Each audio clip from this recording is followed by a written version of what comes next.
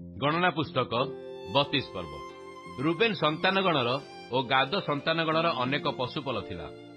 ଏଣୁ ସେମାନେ ଜାସେର ଓ ଦେଶକୁ ଓ ଗିଲିୟଦ ଦେଶକୁ ଦେଖିଲେ ଯେ, ଦେଖ, ସେ ସ୍ଥାନ ପଶୁପଲ ନିମନ୍ତେ ସ୍ଥାନ ଅଟେ।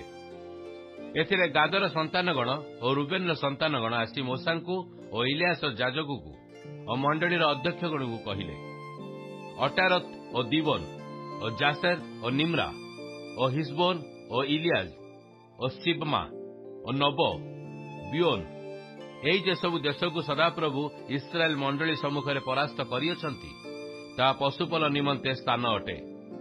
ପୁଣି ତୁମ୍ଭର ଏଇ ଦାସମାନଙ୍କର ପଶୁପଲ ଅଛି। ସେମାନେ ଆହୁରି କହିଲେ, ଆମ୍ଭେ ଯେବେ ତୁମ୍ଭ ଦୃଷ୍ଟିରେ ଅନୁଗ୍ରହ ପାଇଅଛୁ, ତେବେ ତୁମର ଦାସଗଣକୁ ଅଧିକାରାର୍ଥେ ଏହି ଦେଶ ଦିଆଯାଉ।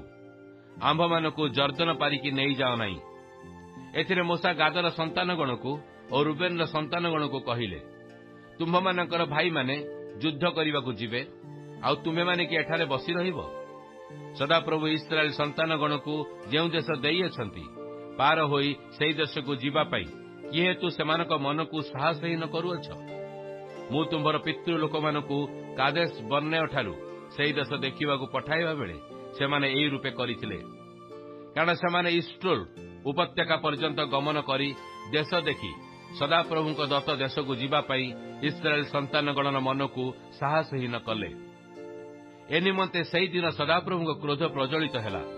ପୁଣି ସେ ଶପଥ କରି ଏହି କଥା କହିଲେ, ଆମ୍ଭେ ଅବ୍ରାହମକୁ ଓ ଇସାହାକକୁ ଓ ଯାକୁବକୁ ଯେଉଁ ଦେଶ ଦେବା ପାଇଁ ଶପଥ କରିଅଛୁ, ମିଶରରୁ ଆଗତ ଲୋକମାନଙ୍କ ମଧ୍ୟରୁ 20 ବର୍ଷ ଓ ତତୋଧିକ ବର୍ଷ ବୟସ୍କ କେହି ସେ ଦେଶ ଦେଖିପାରିବ ନାହିଁ। ଏହା ନିଶ୍ଚିତ, କାରଣ ସେମାନେ ସମ୍ପୂର୍ଣ୍ଣ ରୂପେ ଆମ୍ଭର ଅନୁଗତ ହୋଇନାହାନ୍ତି। କେବଳ କନିଷ୍ୟ ଜିଫନିୟର ପୁତ୍ର କାଲେବ ଓ ନୁନର ପୁତ୍ର ଜିଓସିଓ ତାହା ଦେଖିବେ, କାରଣ ସେମାନେ ସମ୍ପୂର୍ଣ୍ଣ ରୂପେ ସଦାପ୍ରଭୁଙ୍କର ଅନୁଗତ ହୋଇଅଛନ୍ତି। ଏହି ରୂପେ ଇସ୍ରାଏଲ ପ୍ରତି ସଦାପ୍ରଭୁଙ୍କ କ୍ରୋଧ ପ୍ରଜ୍ୱଳିତ ହେଲା। ପୁଣି ସଦାପ୍ରଭୁଙ୍କ ଦୃଷ୍ଟିରେ କୁକର୍ମକାରୀ ସମସ୍ତ ବଂଶର ନିଃଶେଷ ନ ହେବା ପର୍ଯ୍ୟନ୍ତ ସେ ସେମାନଙ୍କୁ 40 ବର୍ଷ ଯାଏ ପ୍ରାନ୍ତରରେ ଭ୍ରମଣ କରାଇଲେ।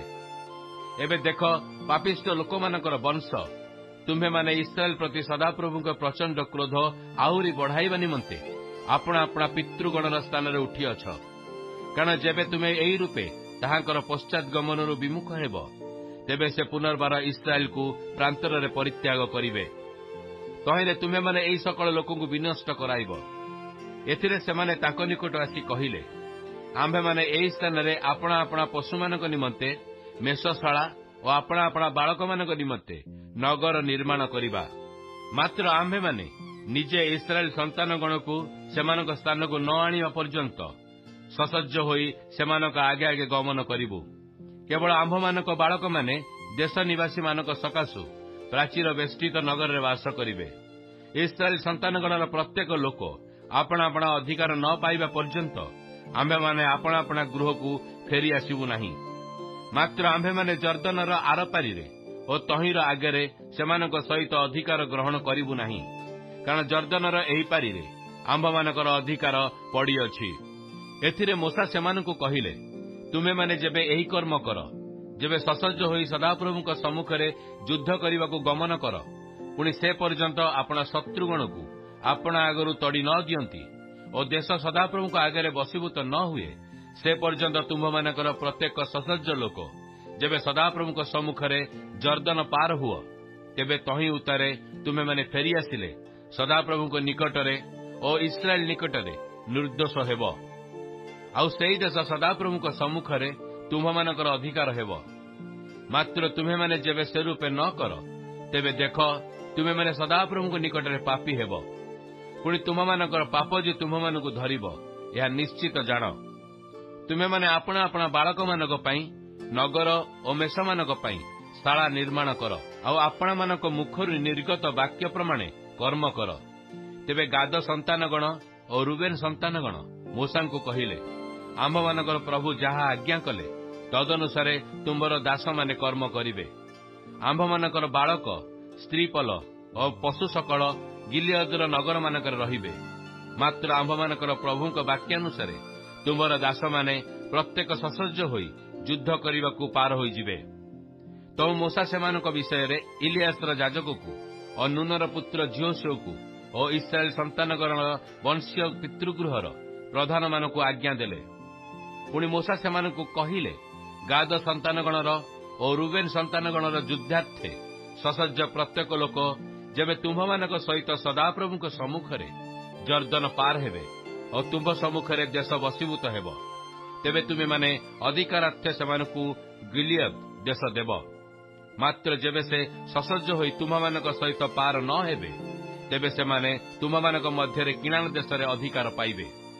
ତଇରେ ଗାଦ ସନ୍ତାନଗଣ ଓ ରୁବେନ ସନ୍ତାନଗଣ ଉତ୍ତର ଦେଇ କହିଲେ, ସଦାପ୍ରଭୁ ଆପଣା ଦାସମାନଙ୍କୁ ଯାହା କହିଅଛନ୍ତି ତଦନୁସାରେ ଆମେ କର୍ମ କରିବୁ।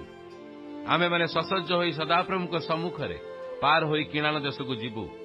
ମାତ୍ର ଜର୍ଦ୍ଦନର ପୂର୍ବ ଆଡ଼େ ଆମ୍ଭମାନଙ୍କ ଅଧିକାରରେ ଆମ୍ଭମାନଙ୍କର ସତ୍ତ୍ୱ ରହିବ। ଏଉତାରେ ମୂଷା ସେମାନଙ୍କୁ ଅର୍ଥାତ୍ ଗାଦ ସନ୍ତାନଗଣକୁ ଓ ରୁବେନ ସନ୍ତାନଗଣକୁ ଓ ଯୋସେଫର ପୁତ୍ର ମନସୀ ବଂଶର ଅର୍ଦ୍ଧେକକୁ ଇମୋରୀୟମାନଙ୍କର ରାଜା ସିହୋନର ରାଜ୍ୟ ଓ ବାସନର ରାଜା ଓରର ରାଜ୍ୟ ଅର୍ଥାତ୍ ଶୋଷ ସୀମା ସହିତ ନାନା ନଗର ବିଶିଷ୍ଟ ଦେଶ ଏହି ରୂପେ ଚତୁର୍ଦିଗସ୍ଥ ଦେଶର ସମସ୍ତ ନଗର ଦେଲେ।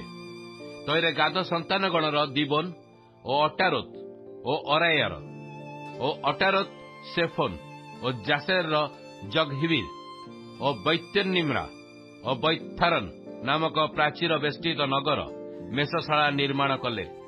ପୁଣି ରୁବେନ ସନ୍ତାନଗଣ ହିସବୋନ ଓ ଇଲିଆଇ ଓ କିରିୟାଥିୟମ, ପୁଣି ନାମାନ୍ତର ନୋବ ଓ ବାଲମିଓର ଓ ସିବ୍ମା ଏହି ସମସ୍ତ ନଗର ନିର୍ମାଣ କଲେ। ପୁଣି ସେମାନେ ଯେ ନଗର ନିର୍ମାଣ କଲେ ସେ ସମସ୍ତଙ୍କୁ ଅନ୍ୟ ନାମ ଦେଲେ। ପୁଣି ମନସୀର ପୁତ୍ର ମାଖିର ସନ୍ତାନଗଣ ଗିଲିୟଦକୁ ଯାଇ ତାହା ଆକ୍ରମଣ କଲେ ଓ ତନ୍ନିବାସୀ ଇମୋରୀୟମାନଙ୍କୁ ଅଧିକାରଚ୍ୟୁତ କଲେ। ତ ମୂଷା ମନସୀର ପୁତ୍ର ମାଖିରକୁ ଗିଲିୟଦ ଦେଲେ, ଆଉ ସେ ସେଠାରେ ବାସ କଲା। ପୁଣି ମନସୀର ପୁତ୍ର ଜାଇର ଯାଇ ସେମାନଙ୍କ ଗ୍ରାମ ସବୁ ହସ୍ତଗତ କରି ସେମାନଙ୍କ ନାମ ହବୋତ ଜାଇର ଗ୍ରାମର ନାମ ରଖିଲା। ଆଉ ନୋହବ ଯାଇ କାନାତ ଓ ତାହାର ନଗର ହସ୍ତଗତ କରି ଆପଣା ନାମାନୁସାରେ ତାହାର ନାମ ନୋବହ ରଖିଲା।